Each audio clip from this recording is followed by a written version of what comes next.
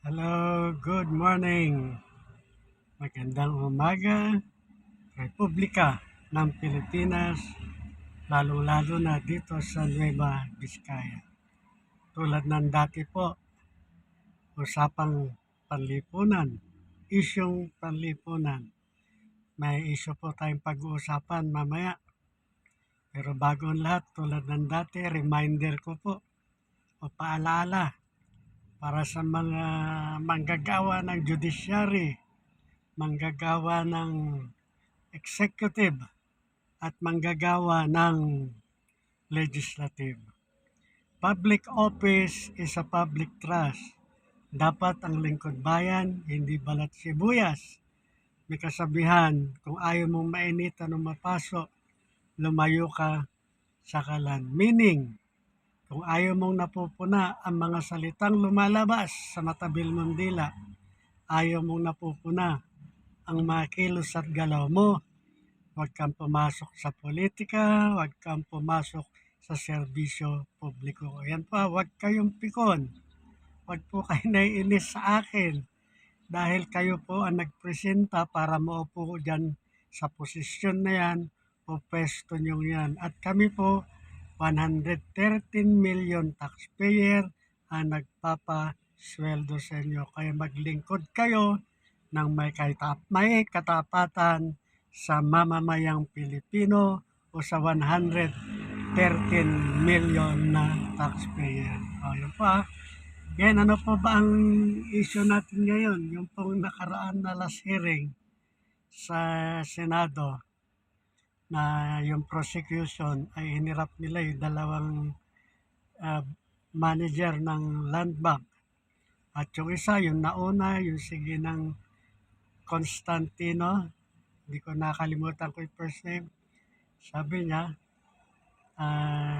nag-withdraw ang Office of the Vice President ng apat na tig 125 million pesos. So ang kabuuan po noon, kalahating bilyon o 500,000. At yan po ay cash na i-withdraw. At sabi nga ni Ginang Constantino, ito po ay unusual o hindi ito pangkaraniwan na nangyayari sa branch ng Land Bank na ganong kalaki ang wini-withdraw kasi ang kalimitan nangyayari o pangkaraniwan nangyayari online po ang ginagamit o kaya cheque ang ini-issue ng departamento ng gobyerno para mag-withdraw ng pera o pambayad sa anumang obligasyon ng sangay ng gobyerno. Kaya kakaiba raw po yun na 125 million, kung isang kilo, isang milyon, so 125 kilos yung binubuhat ni binigyan ng Gina Acosta para ilabas sa bangko. Yung po, 500 million karating bilyon. Ngayon ang tanong, uunahan ko na yung tanong ng prosecution. Saan dinala ni Ginang Gina Acosta yung kalahating bilyon o 500 million pesos? Paglabas niya sa Land Bank, Shaw Boulevard Branch, saan niya hinatid? Saan niya dinala? Kanino niya binigay ang 500 million? O, doon naman po sa isang branch manager, Land Bank DepEd. Land Bank DepEd.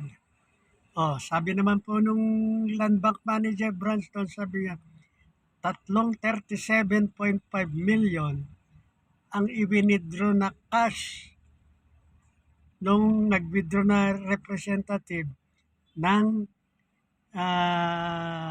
DepEd.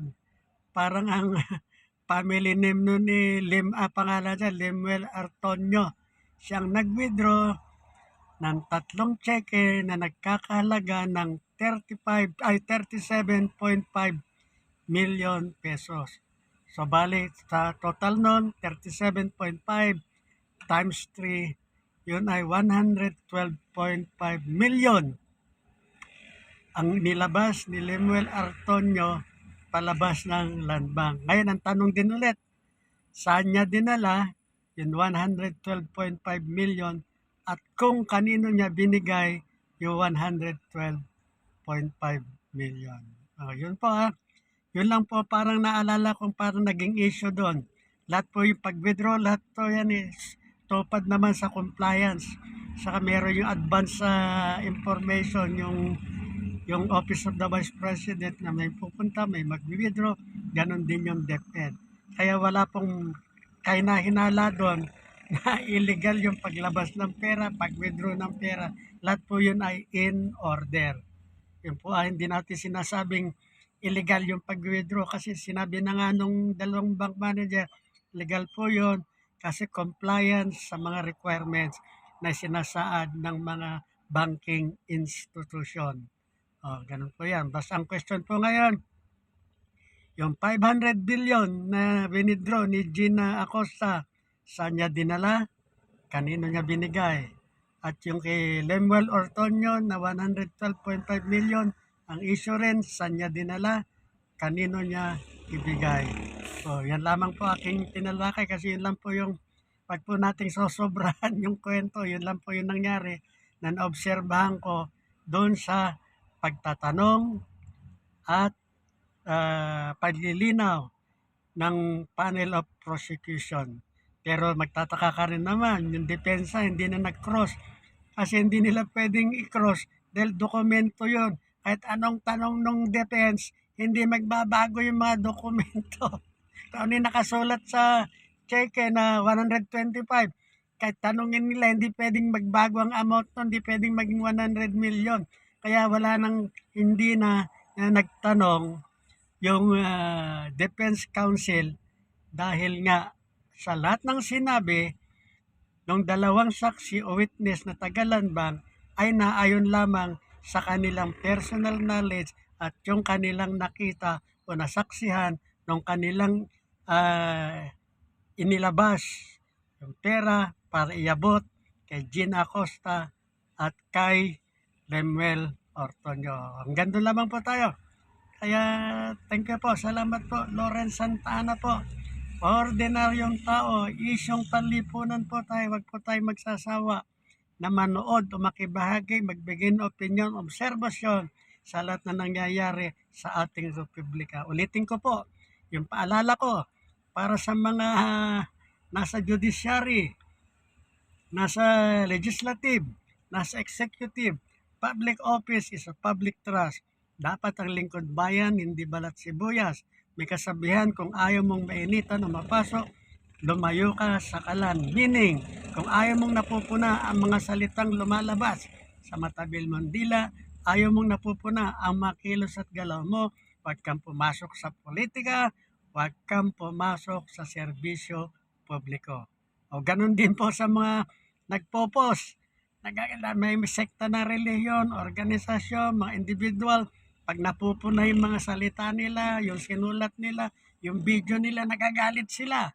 Kaya kung ayaw yung mapuna, huwag kayong mag-post sa social media para hindi kayo napupuna. Kasi kapag nag-post ka sa social media, subject po yan ng criticism. Subject po yan ng obserbasyon. Kasi karapatan ng manonood at nakikinig na kung meron silang narinig at napanood na sa kanilang pangunawa hindi okay, hindi totoo. Kaya magre-react sila, magbibigay ng opinion. Kaya huwag kayong magagalit.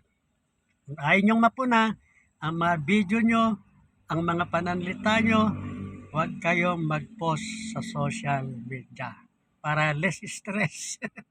Okay po, thank you po, Lawrence Santa Ana po. Ordinaryong tao, magandang umaga po sa inyong lahat.